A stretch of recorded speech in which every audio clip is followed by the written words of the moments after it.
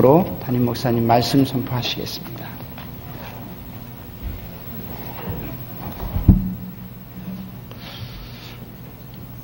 여러분들 기도해 주셔서 구로동교회 집회를 10시간 집회를 잘 마치고 은혜 가운데 돌아왔습니다.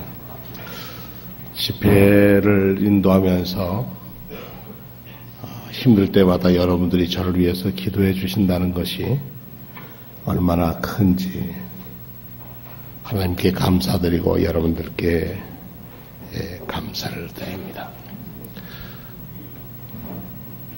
제가 이렇게 집회를 다니는 목사는 아닙니다. 그런데 하나님께서 작년 10월 달에 같은 날 1시간 차이로 서울의 구로동교회와 2월 마지막 주일에 장위동, 성북구 장위동에 있는 교회에 집회를 맡았습니다. 하나님이 제게 주실 수 있는 기회인데 때를 어떤지 못 어떤지 말씀을 전파하라 그러셨는데 사양하는 것도 하나님 말씀에 순종하지 않는 것 같아서 여러분들의 기도해 주심을 믿고 하나님의 도우심을 믿고 담대하게 전하고 왔습니다. 그리고 전하겠습니다. 예수 믿는 사람은 누구나 찬송가와 성경책을 갖습니다. 이것은 우리가 하나님께 부를 노래이고 천국 가서도 부를 노래이고 그리고 하나님의 말씀은 살아 역사하는 창조의 영성을 가진 말씀입니다.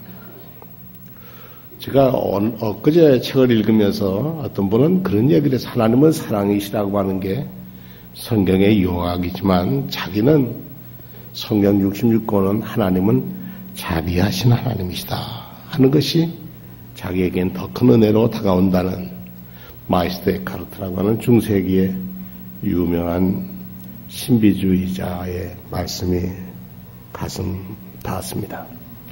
이 찬송가를 들으면 첫째는 찬송가라고 글씨가 크다 작다가 나오지만 한 장을 펴면 뭐가 나오냐? 여러분들 한 장 펴면 뭐가 나오죠? 어떻게 하나님과 교통하느냐? 어떻게 하나님과 소통하느냐를 가르쳐 주신 주님께서 가르쳐 주신 기도가 있습니다. 그러니까 하나님과 늘 우리는 기도함으로 살아가야 되고 기도하고 일을 해야 합니다. 그리고 한 페이지 옆을 딱 보면 또 뭐가 있느냐 하면 뭐가 있어요? 사도신경이 있습니다. 이것은 우리가 무엇을 믿고 고백하며 사느냐 하는 지침입니다. 그리고 성경 맨 뒷장에 가보면 뭐가 있습니까? 십계명이 있습니다. 십계명은 우리가 하나님의 백성으로서 이 땅에서 어떻게 살아야 하느냐 하는 윤리 규범입니다. 그런데 우리 감리교도들은 앞에다 하나를 더 붙이죠. 이 시대에 사는 우리 감리교회는 어떻게 살아야 무엇을 믿고 고백하고 살아갈 것이냐는 감리교 교리적 선언이라는 게 있습니다.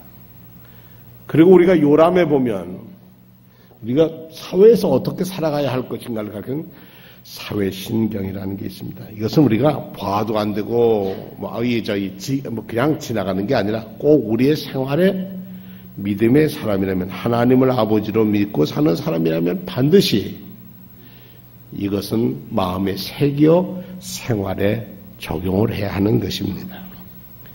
지난주에 있어 십계명이라는 것은 캐캐 묵은 옛날 이야기가 아닙니다. 율법에만 매여 있는 것이 십계명이 아닙니다. 십계명은 2000년 역사가 지난 기독교 유대교까지 하면 3, 4,000년 지나오면서 한 번도 수정된 적이 없습니다. 업그레이드 된 적이 없어요. 십계명은 그대로의 십계명으로 우리의 생활의 윤리의 규정입니다.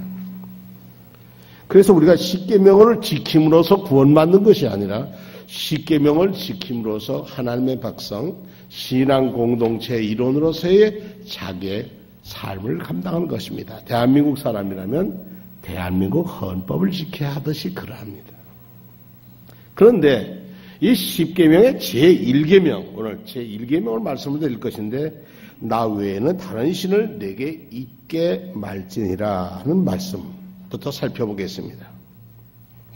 내 앞에 다른 신을 모시지 못한다는 제1계명은 이스라엘 역사를 통해서 이것은 이렇게 보면 됩니다. 하나님을 섬길 거냐 우상을 섬길 거냐 하는 선택의 차이라는 겁니다. 그래서 이 10계명은 삶과 죽음을 갈라놓는 핵심 사항입니다. 오직 이스라엘은 애굽에서 해방시킨 아브라함과 이삭과 야곱, 갈대아, 우르 불러내신 그 하나님만을 섬기는 것이 최고의 계명이자 으뜸되는 가르치심이었습니다. 자, 신명기 4장에 보면 이 율법의 요약을 아주 간단하게 4절과 5절에 기록되어 있습니다. 이스라엘아 들으라. 우리 하나님은 오직 유일한 여호와시니 너는 마음을 다하고 흐트러진 마음으로 하나님 섬기는 게 아니라는 거죠. 오늘 이 예배 드리러 오시는 분들이 이 문을 들으면서 하나님을 만나고자 하는 단정한 마음을 얻듯이 너는 마음을 다하고 내 뜻을 다하고 힘을 다하여 내 하나님 여호와를 사랑하라 하는 가르침입니다. 너는 나 외에 다른 신을 내게 두지 말라는 것은 내 앞에 다른 신을 두지 말라는 겁니다. 내 앞에라고 하는 알파나이라고 하는 히브리어는 하나님의 뜻을 거슬려서 하나님은 이것을 원하시고 계시는데 그 뜻을 거슬려서 다른 내 의지나 우상의 이런 형상을 놓지 말라는 얘기입니다. 바꾸어 얘기하면 하나님 앞에 사는 사람은 하나님 뜻 외에 다른 것을 놓는 것은 하나님이 원하지 않는 것이라는 겁니다. 자, 여호와를 섬기는 하나님, 이스라엘의 하나님은 어떤 하나님인가?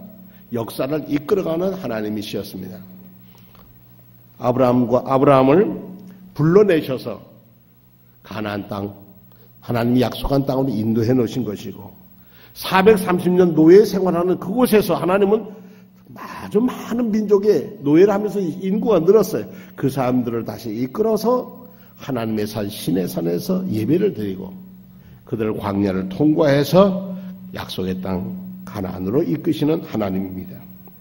그러니까 야훼 하나님, 여호와 하나님이라는 말은 유목민의 신앙이었습니다. 그런데 그러면 우상이라는 건 뭘 뜻하느냐? 이것은 바알을 여러 가지 있지만 바알을 뜻합니다. 바알은 풍요와 생산의 신입니다.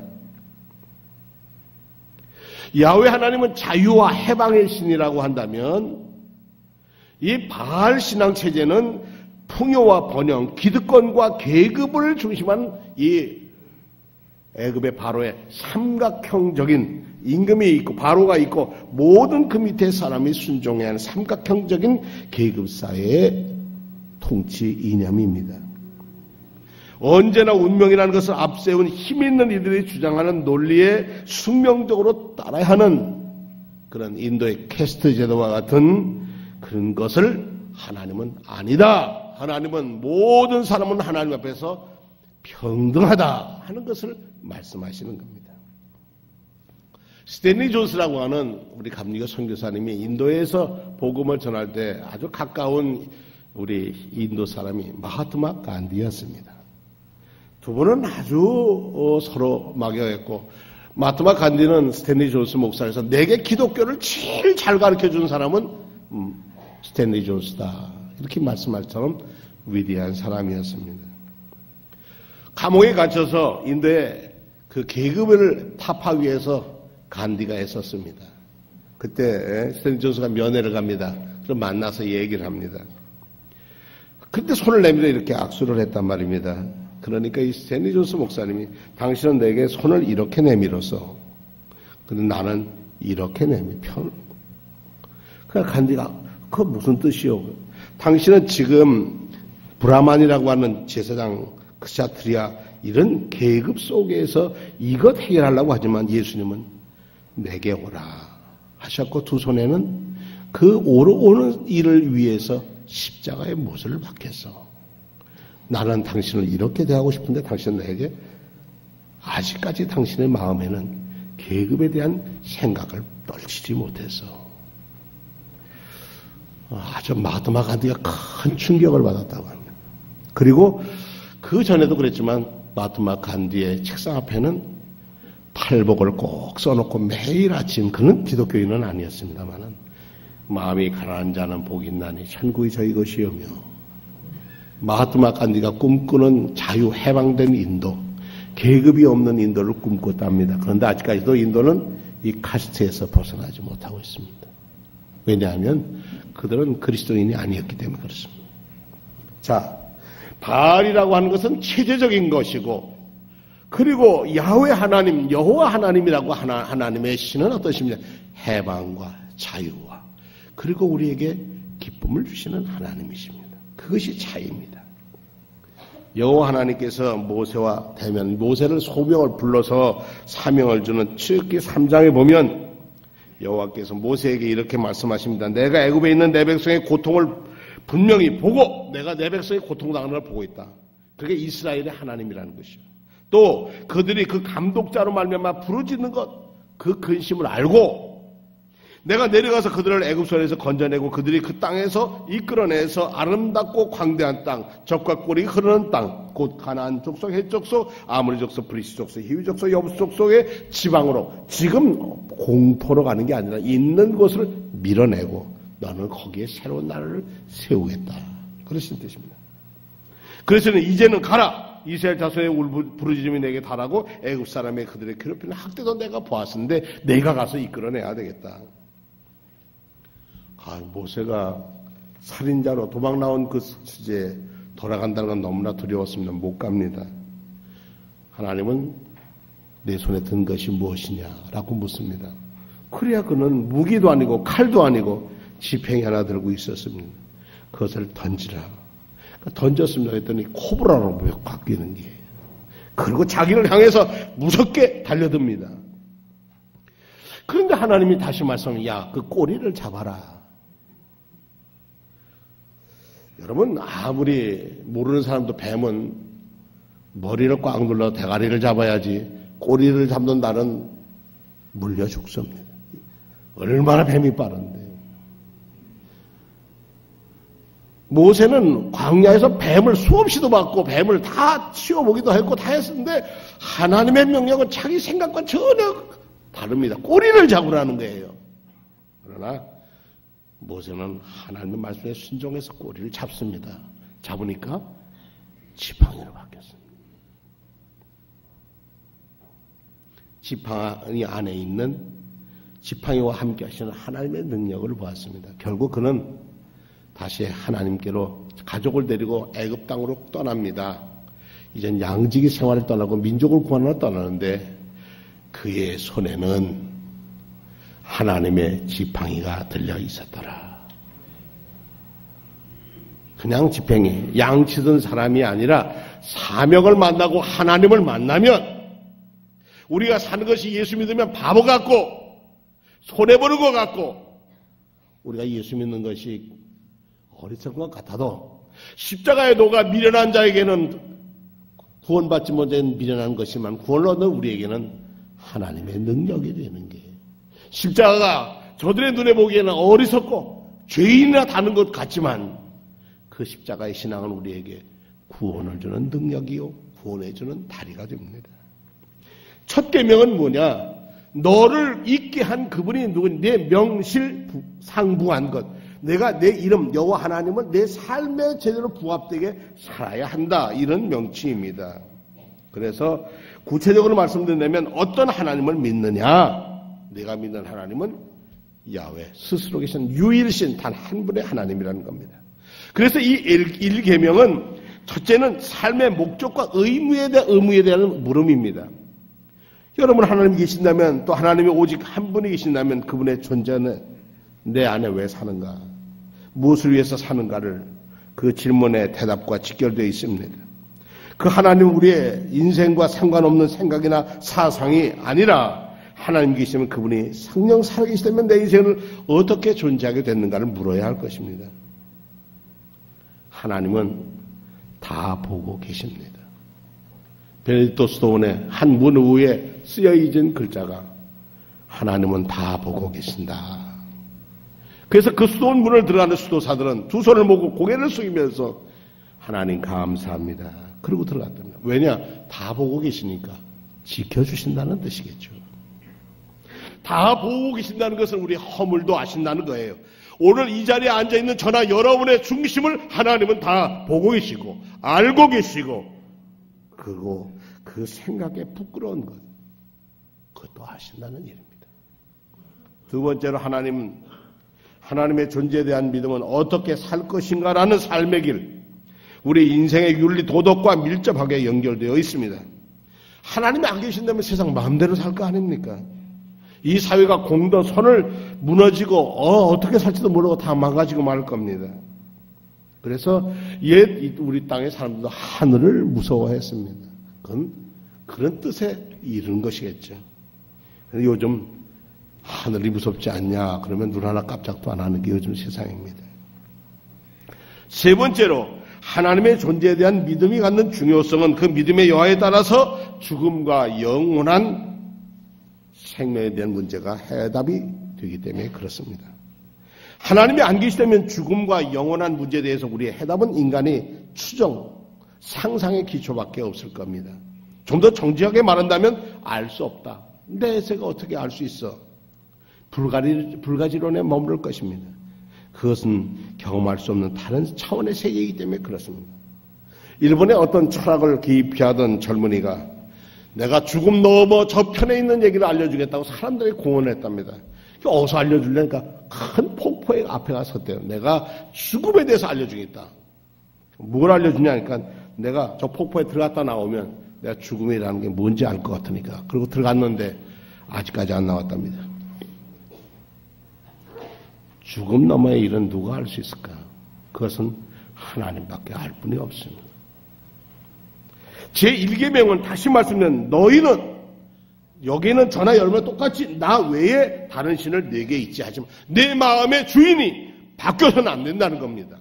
그런데 때로 우리는 물질이 우리 마음의 주인일 때 있고 명예가 우리 삶의 주인일 때가 있고 뭐 성이나 스포츠나 모든 것이 내 삶의 가장 우선순위에 있지 않습니까? 그것이 무엇이냐? 우상 숭배라는 겁니다. 하나님은 당신 외에 다른 것이 우리 삶의 제1 용인이 되는 것을 원하지 않으신다는 겁니다. 왜냐? 우리를 만드신 분이시기 때문에 그렇습니다. 나 외에 다른 신을 두지 말라. 근데 다른 성경에 보니까 beside me, 내 옆에 다른 신을 두지 말라고 쓴 생각도 있지만 어떤 사람은 before me, 내 앞에 놓지 마라 이런 얘기인데 하나님의 전, 우리가 이 자리에서 예배 드릴 때 우리가 다른 생각 가지고 이 앞에 나와서는 안 된다는 거예요. 우리는 온전히 마음과 뜻과 힘과 못을 다하여서 하나님을 배우러 온 것이라. 그의 음성을 듣는 일이고 그의 가르침 따라 사는 겁니다. 신론에는 예전부터 여러 가지 있습니다. 다신론이라는 것도 있습니다. 여러 가지 신이 있는 우리 히랍 신화에 나오는 그런 신들이 있는가 하면 또 단일 신론이라는 것도 있습니다. 그러나 우리가 믿는 하나님은 유일신론입니다. 오직 한 분 하나님. 그래서 이 첫 계명, 제1계명이 주는 중요한 메시지는 오직 하나님이 한 분이시다는 이 주장은 인간의 추리나 사세의 결론이 아니라 바로 역사 속에서 이스라엘 백성을 체험하고 만닫고 이끌어주신 하나님이시라는 겁니다. 너희가 애굽 땅에서 나와서 하나님의 시내산에서 십계명을 받았는데 너희를 여기까지 이끌어낸 것은 모세가 이끌은 것이 아니라 하나님이 이끌어내신 것이고 그러니 너희는 자유인으로서 너희에게 자유를 주신 그 자유 안에 살아야 한다. 그런데 우리가 물질이나 다른 것에 노예가 되면 하나님을 잊고 맙니다. 그리고 하나님의 계명을 잊혀버리고 맙니다. 생각하려 하지 않습니다. 우리가 찬송가를 들고 늘 교회 오고 속회도 가고 다 모이지만 이 안에 있는 첫 표현 어떻게 하나님과 소통하고 살 건가? 한 옆을 보면 어떻게 우리가 무엇을 믿을 것인가? 또 뒤를 보면 우리가 그저 어떻게 살 것인가에 대해서는 까맣게 잊고 그냥 여기 써 있는 거니까 하고 들고 다닐 수도 있다는 겁니다. 하나님은 오직 한 분이시라는 선언은 그분 앞에 있고 그분 안에서 살아간다는 얘기입니다. 하나님 앞에 코람데오 우리의 살아가는 것, 말, 행실이 다 누구에게 있다고요? 하나님 앞에서 한다는 겁니다. 오늘 우리가 구역회로 모입니다만 우리가 하는 모든 계획은 하나님 앞에서 부끄러움이 없어야 합니다. 세상 믿지 않는 사람은 하나님은 없다, 아무도 없다, 보지 않는다 생각할런지 몰라도 우리 이 자리에 계신 분은 하나님이 보고 계신다. 하나님이 이끌어 주신다. 하나님은 자비하신 하나님이시라는 것을 우리에게 일러주고 계신 겁니다. 그러므로 하나님이 한 분이라는 것을 믿고 고백하는 사람은 결국 자기 삶의 변화를 요청합니다. 내 삶의 주인이 나 여호와 하나님이시고 예수 그리스도시고 거룩하신 성령님이시라는 겁니다. 그래서 올해 우리는 이런 주님의 뜻에 온전히 우리가 순종하며 살기를 원합니다. 자, 우리 올해 우리 성경 요절을 외워보겠습니다. 디모데전서 4장 4절과 5절 시작. 하나님께서 지으신 모든 것이 선함에 감사함으로 받으면 버릴 것이 없나니 하나님의 말씀과 기도로 거룩하여짐이라. 거룩한 삶은 하나님의 백성의 삶이에요. 무엇으로요? 말씀과 기도. 이 두 기둥이 무너지면 교회가 무너지는 겁니다. 교회에서 말씀이 죽고 예수 그리스도의 뜻이 채워지지 않으면 교회는 이름은 가질 수 있어도 능력을 잃어버리고 맙니다.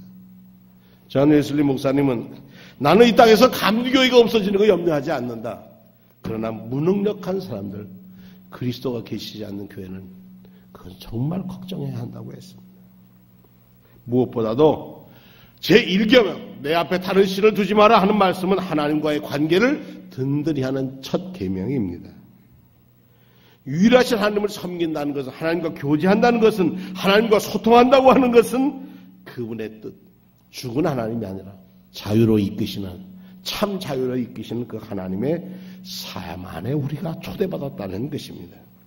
그러므로 우리가 유일하신 한 분 하나님을 믿는다면 하나님의 뜻은 우리 인생에서 가장 우선이 되어야 합니다. 내 생각보다 먼저, 내 계산보다 먼저, 내 판단보다 먼저 하나님의 말씀이 우선입니다.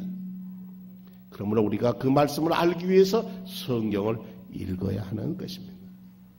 하나님 말씀은 내 길의 등이고 내 가는 길에 빛이 된다고 고백했습니다. 이 어두운 세상, 정말 어려운 세상에 먼저 기도해야 합니다. 한국 유리를 창업한 우리 장로님께서 한번 간증하면서 그런 말씀을 하시대요. 제가 한국 유리를 창업했는데 어떻게 보니까 독점이 됐답니다. 예전에. 하루는 자기 사무실에는 책상이 2개가 있답니다. 회장실에.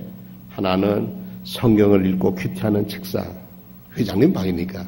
한쪽은 사무 보는 책상인데 출근을 하면은 그 기도하는 시간에 어떤 일이 있어도 회장실에 들어와서는 아니 됐다고 합니다.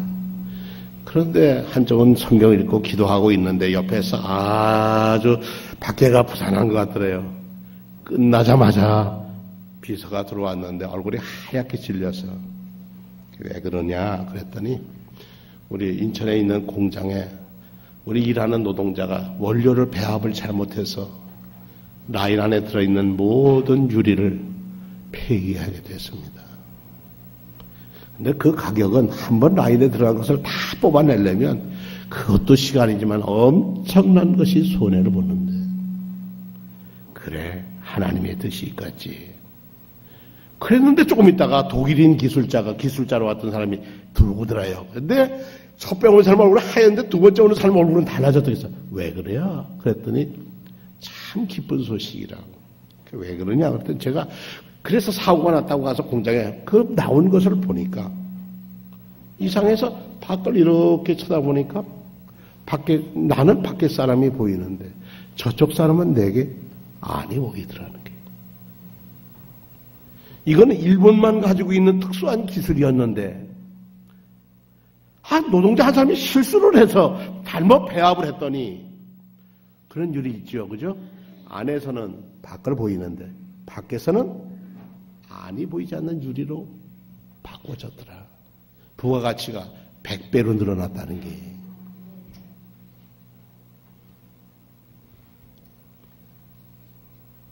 그래서 그 근로자를 찾으니까 숨어서 집에 가서 발벌 떨고 있다는 거죠. 이거 잘못해서 큰일 났으니까 이제 나는 회사도 그렇고 이제 큰일 났다 생각했는데 나오라고 어떻게 한 거냐고 그랬더니 이럭저럭 얘기해서 다 해서 좋은 가치가 높은 유리를 만들었다는 거예요. 그러니까 일본에서 고소가 들어왔다는 거예요. 너들이 우리 거 훔쳐갔지. 끝까지 이겼다는 거예요. 근데 이긴 거로 끝이 아니라 그거로 위한 이득을 얻은 이 장로님께서 기도하는 중에 받은 애는 갚으라. 그런 은혜를 해서 하나님 앞에 서원을 했답니다. 하나님, 도시 말고 시골 교회가 예배당을 지을 때에 한 교회당, 시골 교회가 대개 얼마 평수를 치니까 거기에 들어가는 유리는 세금만, 부가가치세만 내면 나머지 유리는 제가 내겠습니다. 그래서 유리를 나눠주기 시작했습니다. 제가 시골교회 예배당을 지을 때 저도 그 유리 받아서 썼습니다. 평유리를 나누는 거예요. 내가 받은 은혜. 하나님이 내게 이렇게 헛없이 큰 은혜를 주셨는데 은혜 받은 내 삶이면 당연히 갚아야 하는 거예요. 말씀을 들었으면 말씀이 이루어지는 것은 우리 삶에서 이루어지는, 내가 하나님 앞에서 산다고 하는 것은 하나님을 두려워할지도 알고 하나님이 자비하신 하나님인 것도 알고 하나님이 사랑의 하나님인 것도 알고 그 하나님 앞에서 우리가 드리는 11조나 감사나 모든 것이 진심으로여야 한다는 겁니다. 왜냐? 하나님은 다 알고 보고 계시다는 겁니다. 내가 내 물질이 내 삶의 주인이냐 아니면 내가 주인이냐. 그래서 신앙 고백의 표현이 11조, 우리가 우리 땅의 가장 큰 사명이 선교의 사명을 위해서 선경금을 드리고 그런 것이야. 말씀을 마무리하겠습니다.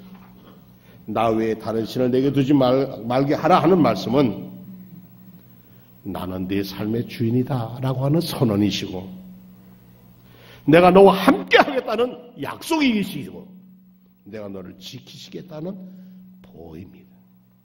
내가 지금 애굽의 종살이 살고 있어도 나는 너를 반드시 언약을 믿는 자에게 자유와 해방을 줄 것이다. 누가복음 16장 3절에 집 하인이 두 주인을 섬길 수 없나니 혹 이를 미워하거나 저를 사랑하거나 혹 이를 중히 여기고 저를 경히 여길 것입니다. 너희는 하나님과 재물을 겸하여 섬길 수 없느니라. 우리에겐 주인은 단 한 분뿐입니다. 믿으시면 아멘. 우리의 주인은 누구십니까? 따라합시다. 주 하나님, 주 예수 그리스도, 주 성령.